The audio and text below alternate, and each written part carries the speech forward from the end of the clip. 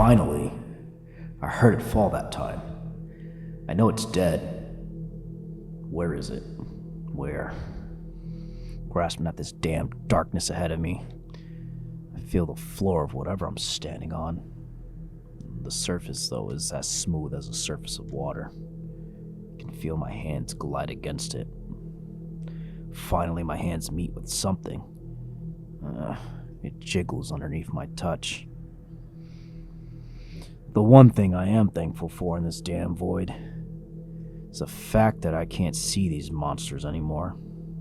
Now, what did it take? The void, it lives, it breathes like any common beast, but is untouchable. It is a mother, one of unfathomable monsters. And they eat. But it's not just the physical, it even consumes the conceptual, metaphysical. I remember her spiel, the one known as Noah.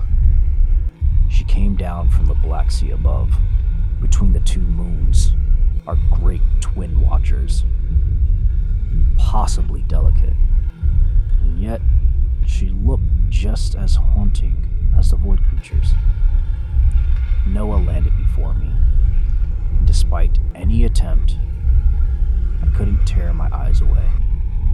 She was small, walked on 4 legs, and had spindly arms coming out of 2 sockets of its head where eyes should have been. She had bright hair along her body, 3 mouths, 7 tails, flat and wide. Her power was undeniable. She had said she'd come from many planets much farther away than the mind can even conceive. She said she was a herald and came to grace this world with eternal lights above. She then reached above, back into the Black Sea, and as delicately as picking a flower, she plucked one of the stellar bodies out from within it and benignly pressed it into me. It passed through like a hand through water, and from then on, I was deemed a void hunter. Someone blessed by the lights in the dark to cut down the monsters of the void, and stave off the endless night. Thank the twins. I still remember that. I can't press on, find Vartna, my world, without that much. My people are known as the Gastarka. We're born from eggs and start out as blue, and grow additional limbs based on an external factor. What limbs see the most strain? I grew to have a 3rd arm beneath my right one, but I've seen some grow up to 5. I always took it to mean that I hadn't worked myself hard enough to get them.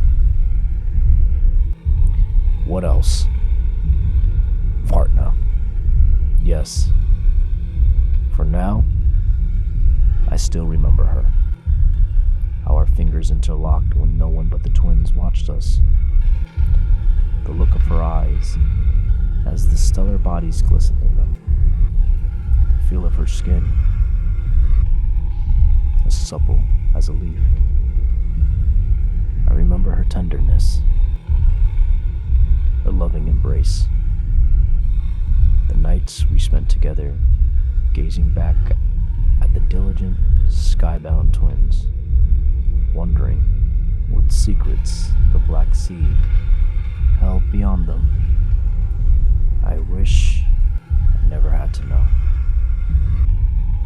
One day she dragged me along past the crystalline peaks. I was scared, but she kept insisting, pushing, persuading all the way there. What was it? The blue tides. I remember the way the water stuck to my hand, and how the minerals within stung on my skin, how cold it all was. And just as quickly as I had entered, wanted to depart. But then I saw her.